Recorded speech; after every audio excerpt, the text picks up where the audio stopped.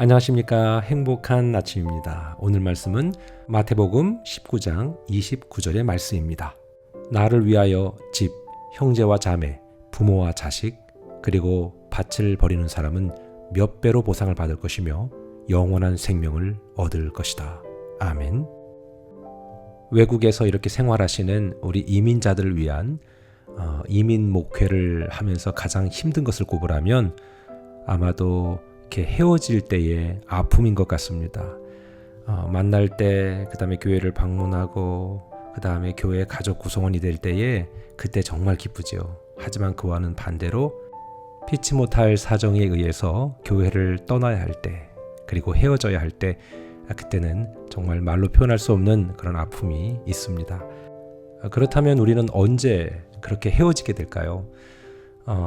보통 교회가 아픔이 있어서, 그 다음에 또는 그냥 교회가 나에게 상처를 줘서, 그 다음에 또는 누구 보고 싶지 않아서 이렇게 교회를 떠나시는 분들도 계실 수 있습니다.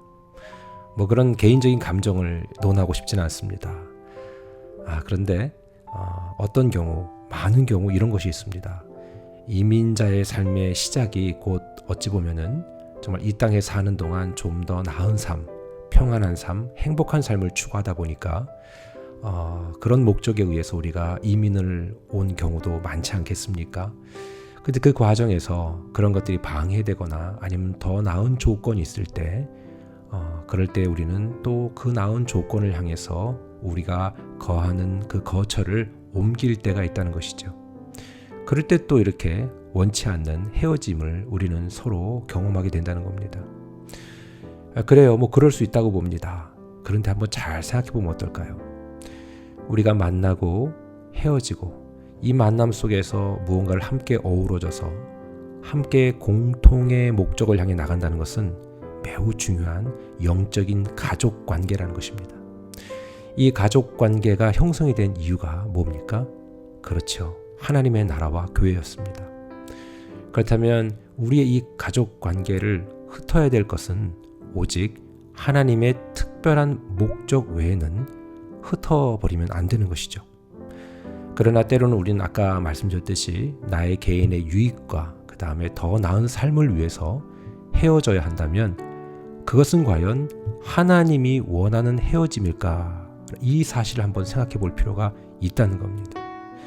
너무나 당연시 여기고 너무나도 자연스럽게 받아들일 수밖에 없는 그런 이민자의 현실이 복음적인 관점, 하나님의 관점에서 볼 때는 정말로 다시 잘 해석돼야 합니다. 더 나은 삶을 위해서 이동하기보다는, 더 나은 조건을 위해서 이동하기보다는 하나님의 목적을 위해서 이동하고 하나님의 목적을 위해서 선택하는 그런 기준이 필요하다는 겁니다. 그렇게 되지 않을 때 우리는 끊임없이 우리는 소비자가 되고 진정한 의미의 주인 또는 가족이 될 수는 없는 것이죠. 가족을 내가 책임지고 그 가족 구성원으로서 내가 하나가 될 때 진정한 가족이 됩니다. 그런 이유에서 우리는 교회는 가족 구성원이죠. 진정한 영적인 가족이 되는 것입니다.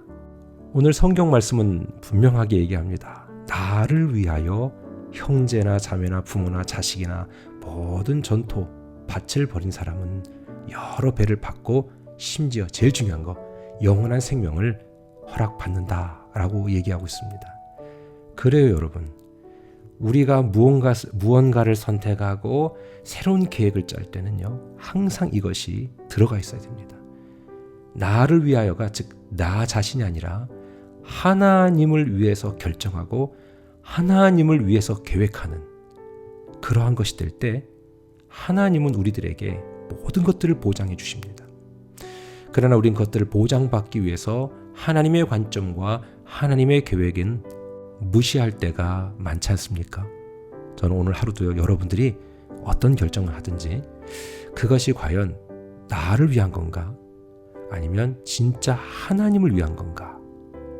그런 것을 고민할 때 얻어진 결과물이라면 흔쾌히 기쁨을 가지고 나아가면 된다고 봅니다. 그렇다면 우리가 어디에 있든 무엇을 하든 영적인 한 가족으로서 함께 그 길을 걸어가고 있다고 믿습니다. 이제는 무엇을 선택하든요, 그 기준 가지고 선택할 수 있는 멋진 그런 가족이 되었으면 좋겠습니다.